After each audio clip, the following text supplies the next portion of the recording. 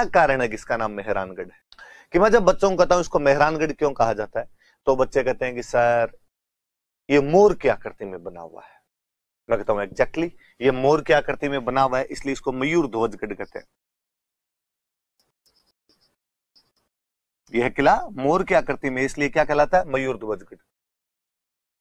पर सवाल तो अधूरा है अभी तक। सवाल तो यह है कि मेहरानगढ़ क्यों कहते हैं? ये तो मयूर ध्वजगढ़ हो गया। फिर कोई बच्चा खड़ा होता है और बच्चा खड़ा होकर कहता है कि सर यहाँ पे मेहरा या मेहर नाम के व्यक्ति की बलि दी गई थी। हाँ, जब भी किलों का निर्माण किया जाता था उनमें नर बलि वगैरह दी जाती थी। जैसलमेर का किला जब बनाया गया तो कहा जाता है किसी भाटी की नर बलि दी गई थी। यहाँ जब भी किला बनाया गया तो राजाराम नाम के एक व्यक्ति थे, राजाराम मेघवाल नाम के एक व्यक्ति थे, उनकी नरबली यहां पर दी, तो राजाराम की नरबली दी गई थी। तो इसका नाम, व्यक्ति का नाम मेहर या मेहरा तो नहीं था। अब बता दो तुम इसे मेहरानगढ़ क्यों कहा जाता है?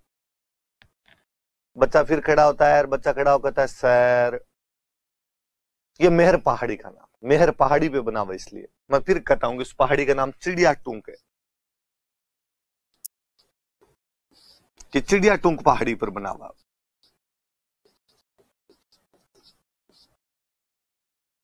मतलब वापस बताता हूं कि जोधा जब 1453 में आवड़ वावड़ की संधि करके मंडोर आ जाता है, उसके बाद जोधा को लगता है यार मंडोर सुरक्षित स्थान नहीं है, किसी सेफ जगह पर तो अपने को जाना पड़ेगा। और सेफ जगह कौन सी हो जहां पर अपने जाएं?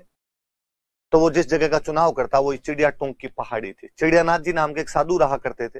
टूंक का मतलब होता है चोटी, तो चिड़ियानाथ जी जिस चोटी पर रहते थे उस नाम का पड़ गया चिड़िया टूंक। जोधा को वो जगह पसंद आई और जोधा ने कहा कि चिड़ियानाथ जी आप यहाँ से रवाना हुई, इस जगह पर तो मैं अपना किला बनाऊंगा। चिड़ियानाथ जी ने कहा बालक साधु को खड़ा करके किला बनाएगा सुखी नहीं रह पाएगा। जोधा जी ने कहा फिलोसफी और कहीं आगे, किला इधर ही बनाएंगे। चिड़ियानाथ जी जाते जाते श्राप दे गए कि इस किले में जो कोई भी रहेगा उसको पानी की कमी हमेशा सालती रहेगी।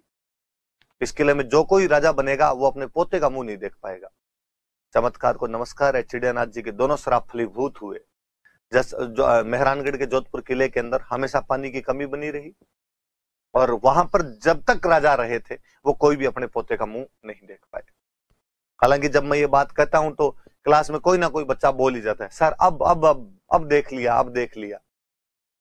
आप में से भी हो सकता है जब मैं ये बात बोल रहा था ठीक पहले तो आपके मन में भी ठीक यही ख्याल आ रहा होगा कि सर इसका मतलब आपको पूरी जानकारी नहीं है, अब जो राजा है उन्होंने पोते का मुंह देख लिया है। मैं फिर क्लास में बच्चों को कहता हूं कि देखिए पहले तो मैंने कहा था कि जब तक इस किले के अंदर कोई रहेगा तब तक पोते का मुंह नहीं देख पाएगा। किले के अंदर रहना राजाओं ने बहुत पहले बंद कर दिया था, उम्मेद पैलेस बना लिया था, उम्मेद पैलेस में रहने लग गए थे। बात जहां तक रही अब की, तो अब लोकतंत्र है, अब राजा नहीं होते हैं। अमर चित्र कथाओं से जितना जल्दी कोई बाहर निकलेगा उतना ठीक रहेगा। तो अब तो किसी कोई कुछ भी श्राप फलीभूत नहीं होंगे अपने आप में, किस प्रकार हो सकता है? तो पहाड़ी का नाम चिड़िया टूंक। फिर बात है कि इस किले को तो मेहरानगढ़ क्यों कहा जाता है?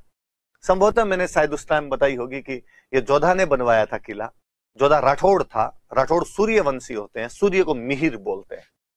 तो वास्तव में किले का नाम रखा गया था मिहिरानगढ़। ये सूर्यवंशी राठौड़ों का गढ़ है, ये मिहिरानगढ़ है। मिहिर का मतलब सूर्य होता है, पर वो मिहिरानगढ़ मिहिरानगढ़ मिहिरानगढ़ बोलते बोलते हम उसको मेहरानगढ़ तक लेके आ गए।